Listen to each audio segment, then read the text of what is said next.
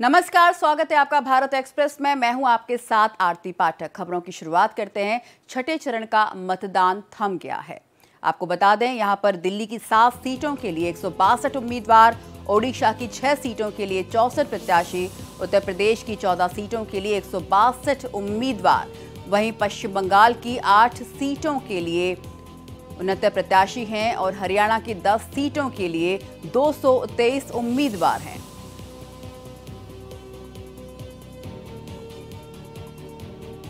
दिल्ली की 7, ओडिशा की 6 सीटों पर मतदान होना है। वहीं जम्मू कश्मीर की 1, झारखंड की 4 सीटों पर वोटिंग होनी है। तो छठे चरण के लिए थम गया प्रचार का शोर। 8 राज्यों की 58 सीटों पर 25 मई को वोटिंग होनी है।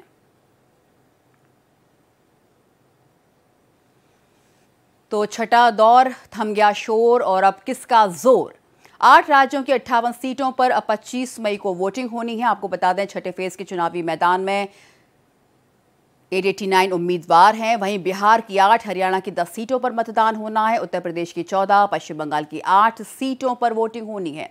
दिल्ली की बात करें तो 7, ओडिशा की 6 और जम्मू कश्मीर की 1, झारखंड की 4 सीटों पर वोटिंग है। बिहार की 8 सीटों के लिए चुनावी मैदान में 86 उम्मीदवार हैं। वहीं झारखंड की 4 सीटों के लिए इस बार 93 प्रत्याशी मैदान में हैं। दिल्ली की 7 सीटों के लिए 162 उम्मीदवार हैं। वहीं ओडिशा की 6 सीटों के लिए 64 प्रत्याशी इस वक्त मैदान में हैं। उत्तर प्रदेश की बात करें, 14 सीटों के लिए 162 उम्मीदवार हैं। पश्चिम बंगाल की 8 सीटों के लिए 79 प्रत्याशी हैं। वहीं हरियाणा की बात कर लेते हैं, यहाँ 10 सीटों के लिए 223 उम्मीदवार इस बार चुनावी मैदान में हैं।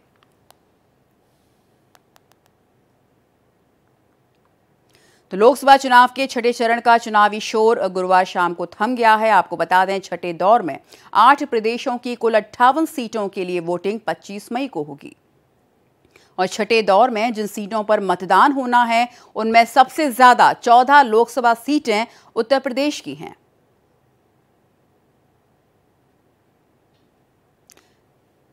छठे दौर में 25 मई को 8 राज्यों और केंद्र शासित प्रदेशों की 58 सीटों पर वोटिंग होनी है। इनमें जम्मू कश्मीर का अनंतनाग राजौरी संसदीय क्षेत्र भी शामिल है, जहां पर मतदान तीसरे चरण की बजाय छठे चरण के लिए स्थगित कर दिया गया था। पूर्व केंद्रीय मंत्री मेनका गांधी, मनोज तिवारी, पूर्व मुख्यमंत्री महबूबा मुफ्ती, इन सब की किस्मत का फैसला इसी चरण में ईवीएम में बंद हो जाएगा। और अब ग्राफिक्स के जरिए समझते हैं सीटों की संख्या क्या है, कुल कितने प्रत्याशी इस बार चुनावी मैदान में हैं। राज्य केंद्र शासित प्रदेश की बात करें तो लोकसभा सीटों की संख्या में कुल प्रत्याशी, वहीं बिहार की बात करें, अब देख सकते हैं हरियाणा, जम्मू कश्मीर, झारखंड, दिल्ली, ओडिशा, उत्तर प्रदेश, पश्चिम बंगाल। तो इतने राज्य केंद्र शासित प्रदेश हैं जहां पर इतनी लोकसभा सीटों की संख्या है। और कुल प्रत्याशियों की बात करें तो आंकड़ा आपके सामने है।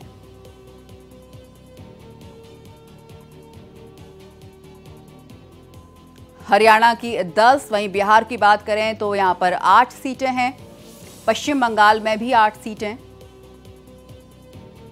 दिल्ली की बात करें तो यहां पर 7, बात कर रहे हैं 8 राज्यों की 58 सीटों की, जिनमें ओडिशा में 6 सीटें, झारखंड की 4। तो आपको लोकसभा चुनाव के छठे फेज के बारे में बता रहे हैं, कितने राज्य, कितनी सीटें।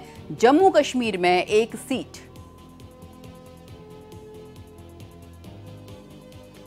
फेज 1 में 102 सीटें, वोटिंग 19 अप्रैल को हुई। फेज 2 में 88 सीटों पर वोटिंग 26 अप्रैल को की गई।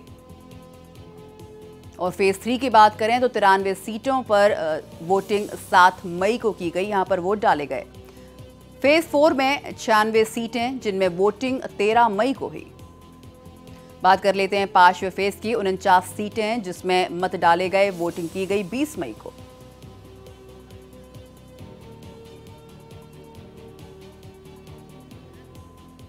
हमारे साथ चंडीगढ़ से ओपी राय जुड़ रहे हैं और साथ ही पुरी से कृष्ण मोहन शर्मा भी हमारे साथ जुड़ रहे हैं। कृष्ण मोहन, सबसे पहले आपका रुख करना चाहूंगी, पुरी में इस वक्त वहां पर किस तरह का रुझान दिखाई दे रहा है मतदाताओं में? जिस तरीके से काशी में बम बम बोल रहा था, उसी तरीके से अगर हम पुरी की बात करें तो यहाँ पे मुकाबला दो लोगों में है, या तो बीजेडी के साथ मुकाबला है या बीजेपी के साथ मुकाबला है। लोग ये बात बहुत खुल के बोल रहे हैं। यहाँ की सबसे अच्छी बात ये लगी कि यहाँ की जनता काफ़ी मुखर है, जो ये कह रही है कि प्रदेश में बीजेडी ने बहुत अच्छा काम किया है, उसको मौका मिलना चाहिए, और केंद्र में नरेंद्र मोदी बहुत अच्छा काम कर रहे हैं, इसलिए उनको मौका मिलना चाहिए। तो निश्चित तौर पे ऐसा लगता है कि पूरी चुनाव में भारतीय जनता पार्टी का प्रदर्शन ठीक हो सकता है, क्योंकि पीछे यहाँ पे वो चुनाव लड़ चुके हैं, पिछली बार उनको शिकस्त मिली थी, लेकिन इस बार एकदम मुकाबला बराबर का है। और लोग बार बार केंद्रीय नीति की चर्चा कर रहे हैं, तो जो प्रदेश की नीति है उसकी भी चर्चा कर रहे हैं, और यही कह रहे हैं कि विकास काम जो हो रहा है उसकी गति को बढ़ाने की ज़रूरत है। लेकिन मोदी ठीक काम कर रहे हैं, इसलिए मोदी को चुनाव में फिर से वोट देंगे और उनको वोट देने जरूर जाएंगे। जी, हमारे साथ चंडीगढ़ से ओपी राय भी जुड़े हुए हैं। ओपी राय, आप बताइए वहां पर किस तरह का माहौल दिखाई दे रहा है इस चुनावी उसमें? देखिए, यहाँ पे मैं बताना चाहूँगा कि हरियाणा में जो 10 लोकसभा सीटों के लिए आज चुनाव प्रचार थमा है शाम को, तो आज मोर्चा संभाला था पीएम मोदी ने, और महेंद्रगढ़ में उन्होंने जो रैली की, जो रैली में जिस तरह से उन्होंने विपक्ष पे हमला बोला, और ख़ास तौर पर जो कहा कि विकास की बातें कही कि हमने जो भी किया, और हरियाणा की बात उन्होंने की।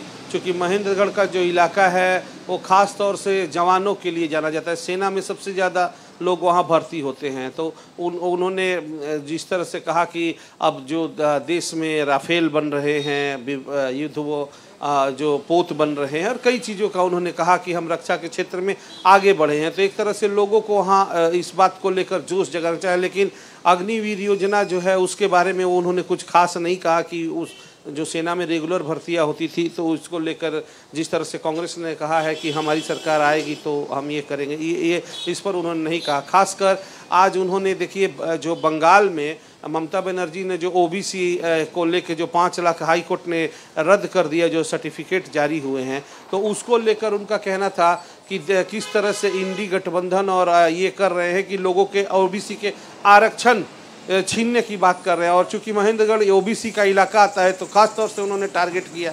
तो आज कुल मिला जुला कर ये रहा है। प्रियंका गांधी ने रोड शो किया है पानीपत में और सिरसा में।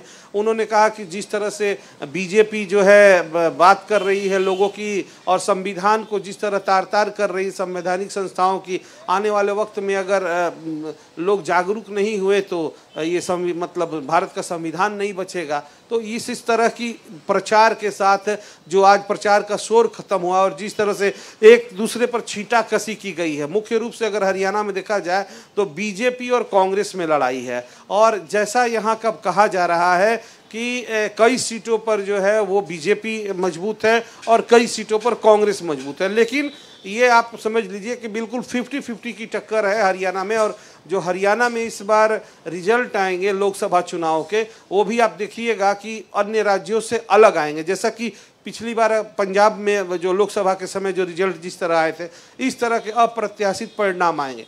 तो ये चीज़ें रही। आज जो चुनाव का शोर थमा है, अब देखना ये है कि जो 25 मई को वोटर है वो क्या सोचता है। क्योंकि एक और मैं बात कहूँगा, बीजेपी का अगर कहा जाए कि जो उसका संगठन है हरियाणा में वो बहुत ज़बरदस्त है, और उस जो संगठन के बदौलत जो वो लड़ाई लड़ रही है हरियाणा में, जिस तरह 10 सीटें अभी लोकसभा के उसके पास है, तो आने वाले वक्त में अगर ये 25 तारीख को अगर संगठन सही से पोलिंग कराता है तो अगर बीजेपी की सीटें जो हैं वो बढ़ सकती हैं। लेकिन अब देखने वाली बात होगी कि जो लोगों में हरियाणा में एक माहौल है बीजेपी को लेकर, जिस तरह की बातें हैं, तो अब वो तो 25 के बाद ही पता चलेगा कि क्या वोटरों का रुख है। जी बिल्कुल, जनता जनार्दन होती है। ये बताइए कि प्रधानमंत्री मोदी आज हरियाणा के साथ साथ पंजाब में भी उनका धुआंधार प्रचार प्रसार था।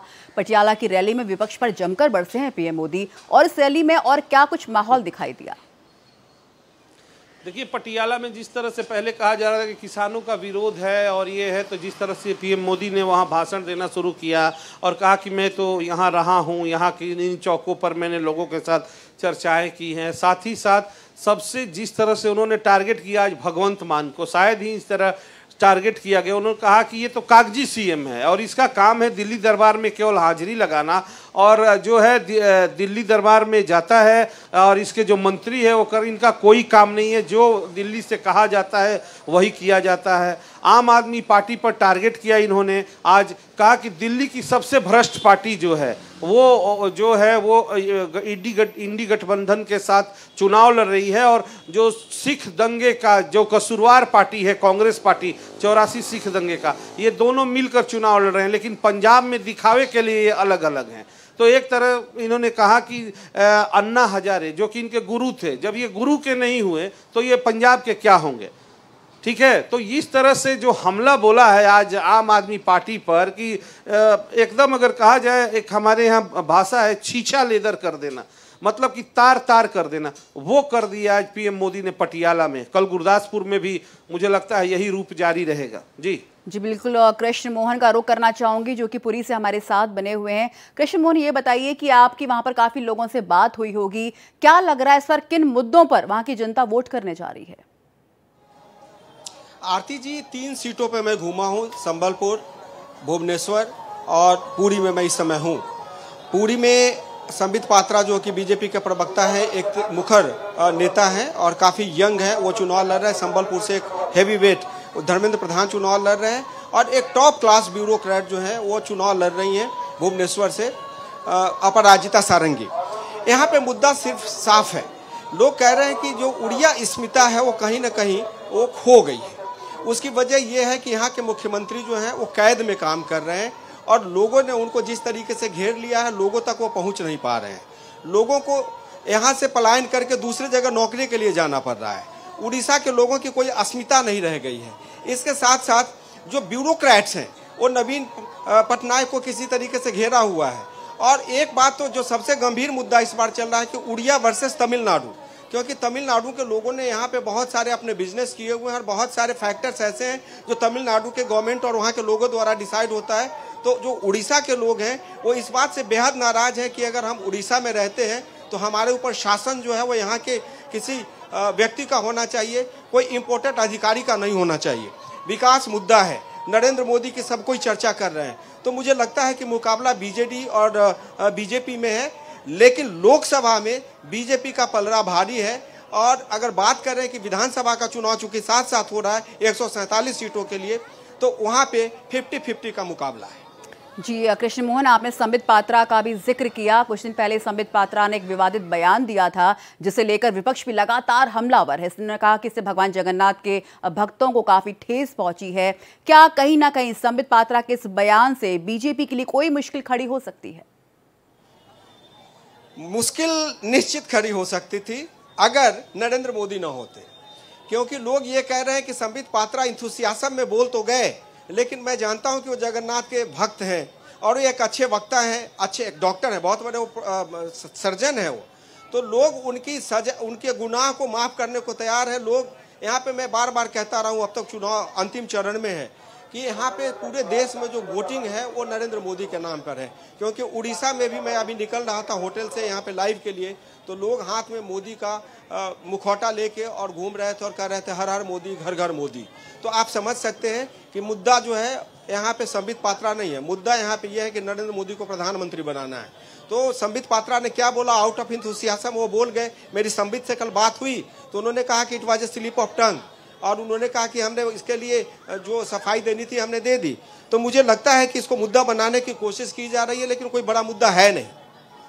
जो इसके अलावा देख रहे हैं कि उड़ीसा में धर्म और विकास, आस्था की बात करें तो इनको भी काफी मुद्दा बनाया जा रहा है। जहां प्रधानमंत्री मोदी बार बार बोल रहे हैं कि इस बार वहां पर सरकार बदलेगी, वहीं नवीन पटनायक बार बार आरोप लगा रहे हैं कि जब भारत रत्न की घोषणा की जा रही थी तो बीजू पटनायक का नाम इसमें शामिल क्यों नहीं किया गया? देखिए, नरेंद्र मोदी और नवीन पटनायक दोनों बड़े अच्छे दोस्त हैं, लेकिन चूंकि चुनाव है तो चुनाव में कोई सगा नहीं होता और हर पार्टी की अपनी अपनी आइडियोलॉजी होती है। जो मैंने जमीन पे देखा है कि जमीन पे एक काडर जो ECS 3, 4 और 2 है, वो पूरी तरीके से नवीन पटनायक का गुणगान कर रहा है। वो कह रहा है कि यहाँ पे हमें बिजली की थोड़ी सी दिक्कत है, पानी की थोड़ी सी दिक्कत है, लेकिन जो बाकी सुविधाएं हैं वो मिल रही हैं। चाहे वो हेल्थ कार्ड की बात हो, चाहे वो बात हो उनको राशन की बात हो, या बहुत सारी सुविधाएं हैं, शिक्षा की बात हो। हाँ, एक बच्ची मुझे ज़रूर मिली, उन्होंने कहा कि यहाँ पे अंग्रेज बनने की कोशिश जरूर की जा रही है, लेकिन उड़िया लैंग्वेज में हमें ब्लैक बोर्ड पे पढ़ाया नहीं जाता, इससे परेशानी होती है। लेकिन जो आपने बात कही कि धर्म की बात की जा रही है, तो निश्चित तौर पे जो बीजू पटनायक है उनको भारत रत्न दिया जाना चाहिए था, और ये कहीं ना कहीं से स्टेट से चूक हुई है, ये यहाँ पे मुद्दा है। लेकिन मैं फिर बार बार कहूँगा कि यहाँ पे इलेक्शन में जिसके लिए मैं यहाँ पे खड़ा हूँ, वहाँ पे मुद्दा सिर्फ और सिर्फ नरेंद्र मोदी है। बिल्कुल, और भाजपा अध्यक्ष जेपी नड्डा ने भी आरोप लगाया कि ओडिशा में सांसद विधायक सीएम से नहीं मिल सकते हैं। देखिए, ये बातें हमारी कुछ बीजेडी के लोगों से भी हुई, जिनसे हमारी बातचीत रूटीन में होती रहती है। नवीन पटनायक पिछले काफ़ी दिनों से बीमार चल रहे हैं, और एक दो ब्यूरोक्रेट जिनकी चर्चा आपने भी सुनी है, जो पंड्या वीआरएस लेके, और उन्होंने पूरी सरकार पे एक तरीके से योजना बनाई है कि उनको किसी भी तरीके से विरासत दे दिया जाए, उनसे लोगों में नाराज़गी है। अगर वो नहीं चाह रहे हैं तो उनका principal secretary, home secretary, chief secretary भी नहीं मिल पा रहा है मुख्यमंत्री से। तो एक पंड्यान की वजह से जो परेशानी है वो निश्चित तौर पे सतह पे है, और इसकी चर्चा हर घर में हो रही है, हर लोगों में हो रही है कि एक ब्यूरोक्रेट और एक जो नीति निर्धारक लोग हैं, अगर वो अपने मुख्यमंत्री से नहीं मिल पा रहे हैं तो प्रदेश का विकास कैसे होगा। क्योंकि एक महिला कल मुझे संबलपुर में मिली, तो उन्होंने कहा कि मैंने आईआईटी से पढ़ाई की है, लेकिन मुझे नौकरी के लिए गुजरात में जाना पड़ा। एक व्यक्ति ने कहा कि यहाँ पे एम्स है लेकिन सुविधा नहीं है। एक ने कहा कि ट्रेन बेंगलोर जाना हो तो सप्ताह में 1 दिन चलती है। किसी ने कहा कि झारसुगुड़ा में जो वहाँ पे एयरपोर्ट है उसमें बहुत सारी टेक्निकल प्रॉब्लम है, कभी फ्लाइट रद्द हो जाती है, कभी फ्लाइट आती नहीं, बहुत सारी दिक्कतें हैं। तो इस तरीके से जो एडमिनिस्ट्रेटिव लेवल पे बीजू जनता दल के नवीन पटनायक को जो काम करना चाहिए उसमें कहीं ना कहीं कमी आई है। उसकी मुख्य वजह यह है कि वो आजकल अस्वस्थ है। जी बिल्कुल बिल्कुल ठीक कहा आपने। अब रुक कर लेते हैं ओपी राय का, जो कि हमारे साथ चंडीगढ़ से बने हुए हैं। ओपी राय, ये बताइए कि इस बार क्या इंडी गठबंधन कुछ ऐसे मुद्दे हैं जैसे कि बेरोजगारी, महंगाई, क्या इन मुद्दों पर कहीं ना कहीं भाजपा को चुनौती देता दिखाई दे रहा है? में तो दे रहा है। हरियाणा में तो आप मान कर चलिए, जिस तरह से हरियाणा में जो आज मैंने बताया ना, महेंद्रगढ़ के पाली गांव में सभा हुई है, और जिस तरह से पीएम ने जो वहाँ पे भाषण दिया। लेकिन आपको बता दूं कि वहीं प्रियंका गांधी ने भी रोड शो किया है। कल राहुल गांधी आए थे, कल राहुल गांधी ने भी 3 जगह रैलियां की, चरखी दादरी में और सोनीपत में और पंचकुला में एक संविधान सम्मेलन शामिल हुए। तो आज जिस तरह का माहौल रहा, आखिरी दिन एकाएक प्रियंका गांधी का आज रोड शो का कार्यक्रम आता है सिरसा और पानीपत में, और एक्टिव होती हैं वो, क्योंकि अभी तक मतलब आज अंतिम दिन है, अभी तक प्रियंका एक दिन भी हरियाणा में नहीं आई थी। और पीएम मोदी जैसा आपने देखा पीछे रैली करके गए 2 जगहों पर, गोहाना में और आपको अंबाला में। तो लोगों का जिस तरह का जो वोटरों का मूड है, वो आज जिस तरह से उन्होंने साधा है वोटरों को कि मेरा हरियाणा से प्रेम है, जो उन्होंने मिठाई के दुकानदार का नाम लिया, और उन्होंने जो रामविलास शर्मा यहाँ मंत्री रहे पहले, विधायक, उनके दोस्त है, कहते हैं कि ये शुगर पेशेंट हो गए, यहाँ की इतनी अच्छी मिठाइयाँ होती है कि मुँह छोड़ते नहीं मिठाई खाने का। तो इस तरह से लोगों का कि मैंने जिस तरह 10 साल काम किए हैं, ये हमने ये चीज़ें की हैं डिफेंस के सेक्टर में वगैरह वगैरह, और रोजगार के भी सेक्टर में। लेकिन जिस तरह से हरियाणा में अगर आप देखिए एक मुद्दा बना है कि खासकर बेरोजगारी, सरकार कहती है, चाहे मनोहर लाल सरकार थी और अभी नयाब सिंह सैनी की सरकार है यहाँ प्रदेश में, ये कहती है कि बेरोजगारी है नहीं। जो सीएमएस या जो आंकड़े दिए जा रहे हैं उनको ये मानने को तैयार नहीं है। वो कहते नहीं, ये फर्जी आंकड़े, हमारे जो सरकार के आंकड़े हैं वही हम मानेंगे। लेकिन कमोबेश देखिए स्थिति ये है कि हरियाणा में आज युवा के पास रोजगार कम है अगर देखा जाए पीछे के समय में। तो ये सारे मुद्दे हैं। और जिस तरह से अगर कहा जाए संगठन के बल पर अगर बीजेपी चुनाव लड़ रही है हरियाणा में, लेकिन अगर लोगों का अगर कहा जाए कि जो उत्साह लोगों का अगर कहा जाए कि बीजेपी को लेकर है, क्योंकि 10 सीटें दी, पहले 9 सीटें दी 2014 में, फिर 2019 में 10 सीटें दी, तो अब 2024 में वो भी तो चाहते हैं कि भाई हम अगर आपको इतना भरपूर दे रहे हैं तो हमें भी तो कुछ मिलना चाहिए। लेकिन ऐसा हो नहीं पा रहा है, और ऐसा हो नहीं पा रहा है तो ज़रूर इस बार आप देखिएगा कि जो मैंने कहे हैं कि जो परिणाम आएंगे 4 जून को हरियाणा के 10 लोकसभा सीटों को, वो बहुत अलग होंगे। मैं बता रहा हूँ आपको, बहुत अलग होने की संभावना है। ये देखने वाली बात होगी जी। जी बिल्कुल, और सभी राजनीतिक पार्टियां पूरी तरह से जी तोड़ कोशिश कर रही हैं, सभाएं कर रही हैं, रैलियां कर रही हैं ताकि वोटर्स को साधा जा सके। अब सवाल यही आता है कि आखिर इन वोटर्स का मूड क्या है। तो वहां पर जाहिर सी बात है आपकी काफ़ी लोगों से बातचीत हुई होगी, किस तरह का मूड दिखाई दे रहा है। फर्स्ट टाइम वोटर्स हैं, महिलाएं हैं, बुजुर्ग हैं, उनमें किस तरह का उत्साह देखा जा रहा है? देखिए, जो युवा हैं, अगर खासकर जो युवा पहली बार वोट देते हैं तो वो एक डायनेमिक लीडरशिप देख रहे हैं कि नरेंद्र मोदी के सामने कोई चेहरा ही नहीं। और हकीकत ये है, मैंने परसों मल्लिकार्जुन खड़गे की प्रेस कॉन्फ्रेंस हुई थी यहाँ चंडीगढ़ में, मैंने कहा कि आपके पास तो लीडरशिप ही नहीं, कोई चेहरा नहीं है मोदी के सामने अगर देखा जाए। क्योंकि चाहे युवा हो या बुजुर्ग हो या नौजवान हो, हर व्यक्ति कहता है कि पीएम मोदी ने विश्व में हमारी छवि बदल दी। आपके पास कौन ऐसा लीडर है जिसको आप मोदी के सामने खड़ा करेंगे कि ये आदमी है उनसे ताकतवर है? ठीक है, वो लोग कहते हैं। दूसरा ये है कि राम का नाम ले रहे हैं। चाहे पंजाब लोग आप बात करो, पंजाब में हिंदू बहुल जो हैं लोग हैं, हिमाचल आप देख ले, हरियाणा तो है ही, हरियाणा में तो हर बात में राम राम से शुरू होता है काम की। आज पीएम मोदी ने भी राम राम से करके अपनी जो जनसभा की शुरुआत की महेंद्रगढ़ में। तो मैंने जब ये उनसे कहा तो वो कहते हैं कि हम जो है राम का जो है अधूरा राम मंदिर की बात करने लगे कि हम संपूर्ण राम मंदिर बनाएंगे।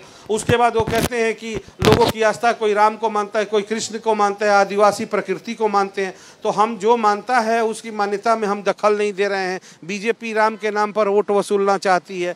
लीडरशिप के बारे में वो कहते हैं कि हम चुनाव हो जाएगा उसके बाद तय करेंगे। क्योंकि हमने मनमोहन जैसा दिया तो ठीक है दिया, लेकिन अभी क्या है, अभी सामने आपको एक फेस चाहिए। वो फेस अपोजिशन के पास है नहीं। और जहाँ जहाँ मैं गया, चाहे हरियाणा हो, पंजाब हो, हिमाचल हो, ये बात है। लेकिन लोगों के अंदर एक गुस्सा है, चाहे हिमाचल की बात करें, पंजाब की, महंगाई, बेरोजगारी, ठीक है।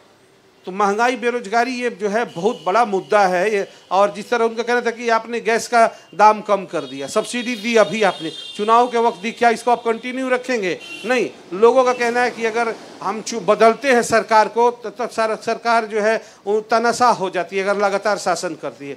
तो ये भी एक है कि 10 साल का टाइम हो गया है, तो इस पर भी जो है वो बदलाव लोग सोच रहे हैं। और हरियाणा में खास करके, पंजाब में वैसे भी बीजेपी पहली बार 13 सीटों पर लड़ रही है। आज तक वो 3 सीटें लड़ी है। अकाली दल के साथ जो गठबंधन रहता था तो 3 सीटें वो पंजाब में और एक चंडीगढ़ लड़ती थी।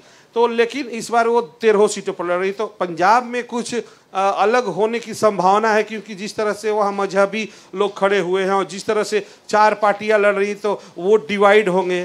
तो जो अगर हिंदू तबके के वोटर हैं वो तो बीजेपी के साथ है, और जो मजदूर क्लास के लोग हैं। तो अब ये देखने वाली बात है, मैं बता रहा हूँ आपको कि पंजाब में बीजेपी मजबूत स्थिति में, हिमाचल में भी है, लेकिन हरियाणा कहीं ना कहीं अगर कहा जाए तो बीजेपी की पकड़ जो है वो कमजोर हो रही है हरियाणा में। जी जी बिल्कुल। कृष्ण मोहन से अगला सवाल मैं पूछना चाहूंगी। कृष्ण मोहन, ये बताइए, संबलपुर सीट की बात करें तो यहाँ पर भाजपा विधायकों की संख्या बीजेडी से अधिक है, तो क्या ये कह सकते हैं कि यहाँ पर भाजपा का दबदबा साफ देखा जा सकता है, या फिर वोटर्स का मूड कुछ और ही बयां कर रहा है?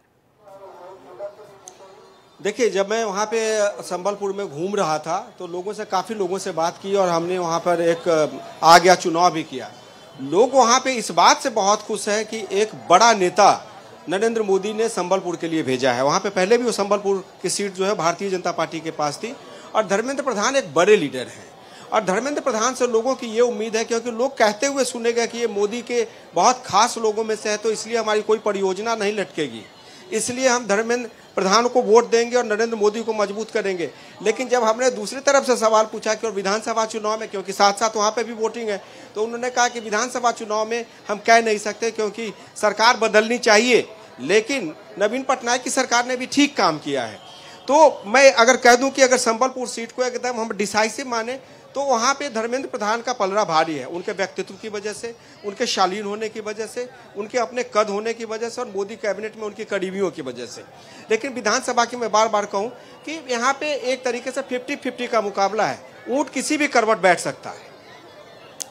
जी बिल्कुल। कृष्ण मोहन, आपका रोपी राय, आपका भी, आप दोनों का ही बहुत बहुत शुक्रिया इस पूरी जानकारी में जुड़ने का।